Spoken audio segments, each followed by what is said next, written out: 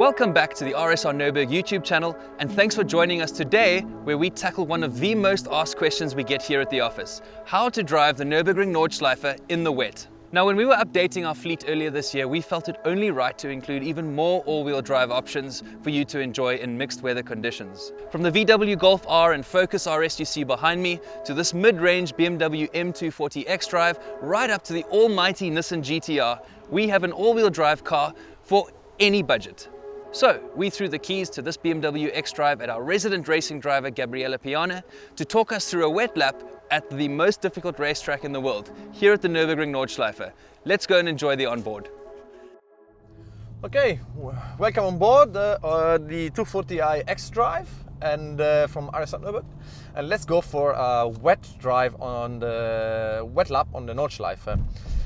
This track is very special in the wet, even more than it is in the dry. Very different tarmac compounds, very different grip level over the track. And the crucial part is that you basically, in Touristenfahrten, you basically approach the slipperiest part of the track right away. So it's easy to lose a lot of confidence in what you can do on the track. Tiergarten here, compression, relatively good, as long as there is no standing water. Grip level is acceptable, so just drive close to the ideal line. And even here on the brake, I try to stay close to the ideal line. Now this is really slippery, so you want to stay completely on the left hand side, avoid the apex, and this one is also slippery, so just try to manage your way around it, but stay away from what the ideal line is. You can see, like, of course, the grip level is a lot lower than you think. Traction control is kicking in. Now we go to T13, so brake in the middle of the track, and again, what is the common wet line? So we stay wide and we try to get the car as straight as possible and not to be on the right hand side in the exit, not to be on the ideal line in the exit, because otherwise we have traction problems. Down here for the Atzenbach Bogen, again, here I try to stay quite far away from what the ideal line is, and this is also very slippery, and it's very common when it rains to have a lot of standing water here. It's very bumpy, so the tires are getting unloaded. Brake in the middle of the track, you cannot do much in the first left-hander, but then here your goal should be to stay completely to the left-hand side and avoid what the ideal line is, and then come across and then again avoid the ideal line. Now here for the last part, really there is no benefit, there is no grip at all here, but there is no benefit in going somewhere else. And for the last one, again, wide and try to get the car as straight as possible before going on power. Hochheichen, very slippery on the ideal line. You want to go straight, and then you want to sort of get the car straight lining and then stay on the right. So again, once more, avoiding what the ideal line is, at least in the dry. Quittelbacke Höhe, with this weather it's okay. I wouldn't suggest to do it flat out. With a lot of water, standing water, that is very dangerous there. Flugplatz, we cannot do much really. It's just missing the ideal line, the dry line, by half a car width, not more. And just be careful on the exit. This used to be treacherous, but they've been repaved 2 years ago. And now the section that we are on now, all the way to Schwedenkreuz, it has been repaved freshly this year, and the tarmac is actually quite good, so very similar to what a racetrack tarmac is, which is unusual for here for the Nordschleife. So here grip level is quite good as long as there is no standing water, and same goes for Schwedenkreuz. The grip level is decent, so just missed maybe the ideal line by half a car width, but it's good here. Here, braking zone for Arenberg used to be a nightmare. With the new tarmac, it's okay, but now I would suggest to stay a little bit wider in Arenberg, because this is also new tarmac, but not from this year, from the year before. So it already lost some of its edge, so you have to be away from the ideal racing line. This is tricky. On down the Vauxhall, here it's very easy to lose the rear of the car because the car is getting unloaded over all these bumps and crests, but of course there is no other line rather than the straight down, so it's okay. So just do that, but be careful. Vauxhall also maybe half a car width to the right, but not more. Top of the Vauxhall, I try to go completely on the curb. This is what I would suggest, this is where the grip is. And now it's tricky for Adenauer Forst. Here we have to be completely on the left-hand side. And for Adenauer Forst itself, again, this is one of the trickiest part of the track, so just completely stay on the right. We do the opposite of what we should do on the dry. You can see I'm already struggling with traction, even though I am doing very low speed. And down, just get the car straight, and now we can just use the power a little bit. You can see the track is drying. This is typical of the Nordschleife because it dries up much quicker than one would think and imagine. So even in a day like this, it's easy to get some dry track time. For Metzgersfeld 1, we also want to miss the apex. We're gonna go close to the ideal line to pass this GTR, but you can see the grip level on the ideal line is a lot lower. Metzgersfeld 2, braking in the middle of the track. And again, we want to be wide and then come across and just get straight through here. This corner is also treacherous, miss the apex, and go down towards Kalendar. This also used to be a nightmare. New tarmac makes it a lot more straightforward. So I'm doing basically ideal line. You can see how much more aggressive I can be with the car, and the car is actually gripping quite all right. Same goes with the Piff Puff. This is still new tarmac, very close to the ideal line or completely ideal line. Of course, you can see the grip level is limited, but it's doable. Triple right, also very close to the ideal line. There's a bit of traffic in front of us. Going down to Versifen, I tend to brake. This is all tarmac again, so you have to be careful when it changes. But here I brake roughly on the ideal line. There is not much we can do. And then here I just try to ideally I would be a little bit wider for this part because here there is no grip. But what I want to do is prepare the exit because this part is treacherous and you don't want to be on the ideal line when you accelerate out of it. Down to Breitscheid. Grip level here is better because it's already drying. We ideally try to brake in the middle of the track, quite hard, and then back on what the ideal line is, stay completely on the right. This is a tricky area. We normally would go on the left, but we stay on the right. It's dangerous if you go on the left. And Max Müller is new tarmac, so close to the ideal line.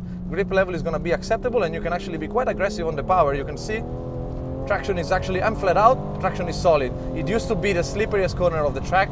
New tarmac made it okay. Now the old tarmac is back again for Lauda, so we want to really miss this apex and be smooth on the steering wheel. Bergwerk.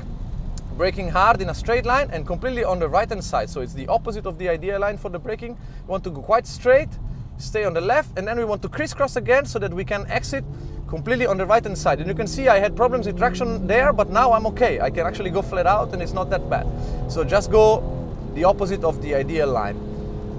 Up Kesselchen here, I really have no preference as far as the line is concerned. You just have to modulate the power and you cannot afford to go flat out. Just be careful over this crest. What is dangerous is this one, Kesselchen itself. Do not apex, so stay in the middle of the track and try to get the acceleration down. There is a little bit more water here, but grip level is okay, it's still decent.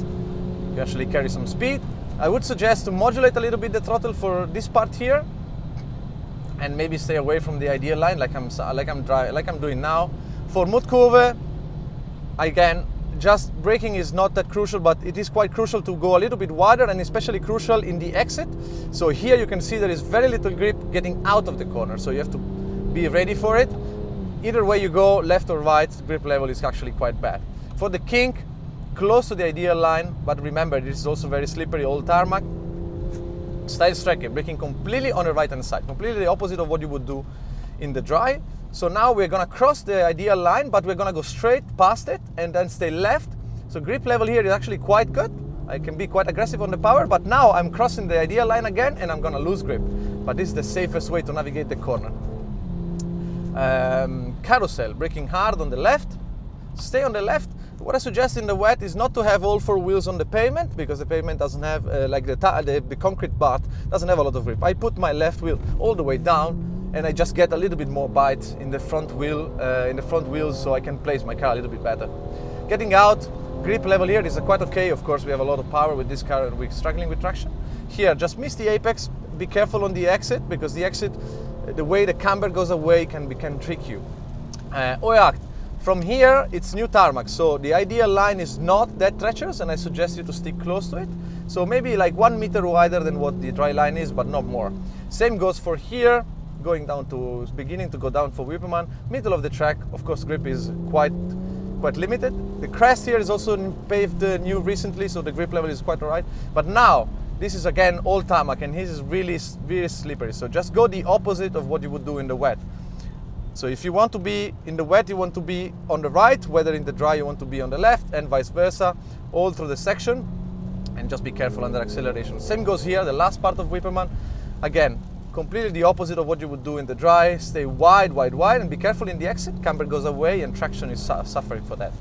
Eschbach is tricky on the brakes. I try to stay in the middle of the track. Grip is limited. and I try to get straight for the braking in Brunchen. This is repaved new, Brunchen 1, so you can actually be quite close on the ideal line and it's not going to be particularly tricky.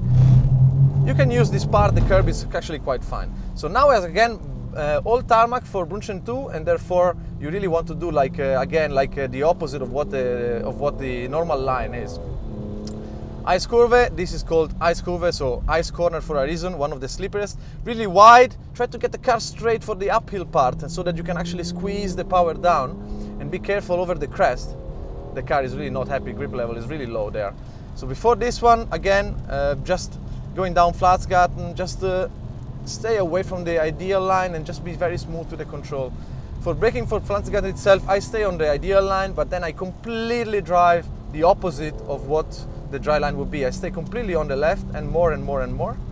So here, of course, I have no choice. I just have to navigate this part, and the grip level is really low, especially on the exit. So resist the temptation of going on the power. For Flansgarten 2 or Beloff, ideal line, more or less, just take speed out because the grip is really low. As long as you miss the apex for this one, then you're fine. What is dangerous is coming for the right-hander, because here it's very common. You see the track opening up and you go on the power, but the grip level there is like the lowest there is in the whole section. So be careful, just be careful with the throttle. Schwalbenschwanz 1, coming down, I brake on the left-hand side and I stay a little bit wider so I don't apex, but I don't go completely wide either. For Schwalbenschwanz 2, I go way more to the right than I used to be, but I try to come back so that I can actually accelerate and get some speed down for Kleine Karussell. Kleine Karussell, braking on the ideal line, and we do exactly the same as we would do in the dry. We just try to be careful on the power. You can see it's really tricky. And now this crest is also quite tricky because it unloads the rear tires, and coming up Galgenkopf. This is really dangerous, so we brake quite early. We release the brakes quite early and really miss the first apex. And we want to stay on the left-hand side all the way through the corner. You can see the grip level is terrible. You can see how we want to stay completely on the left-hand side. There is a lot more grip. Look at how much more speed we can carry compared to the Porsche. So there's a lot more grip here on the left, and it's a lot safer. And for your performance, it's also better because you can get a much better slingshot for the straight.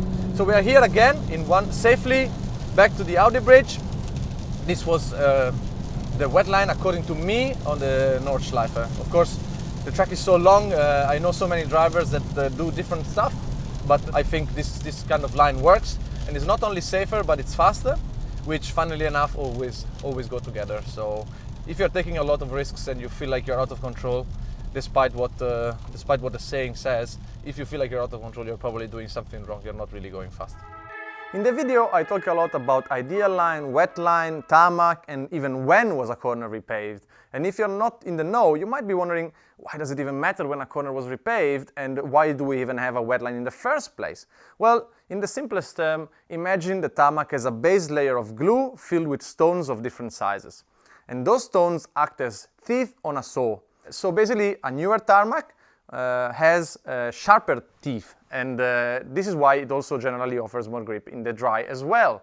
While an older tarmac not only is being used up, hence the teeth are smoothened out, but also by being used, it's filled, so the gap between the tips and the base layer is smaller because it gets filled with the rubber from the cars driving on top of it. This is why an older tarmac develops aquaplaning much sooner, and this is why it generally also offers less grip when it's wet. Having said this, it becomes quite clear that the highest load area on the track, very heavy braking from high to low speed, offers the least amount of grip because this is where the tarmac is getting used the most. And second of all, then the acceleration, so hard acceleration out of corners, they also offer very limited grip because this is the second highest load area on the track. Furthermore, of course, the apex also on the ideal line is being used up more than it is on the outside line, but the wet line at the apex is more of a result of what we want to achieve under braking and under acceleration. So imagine we're coming from the inside under braking to be able to get some braking performance.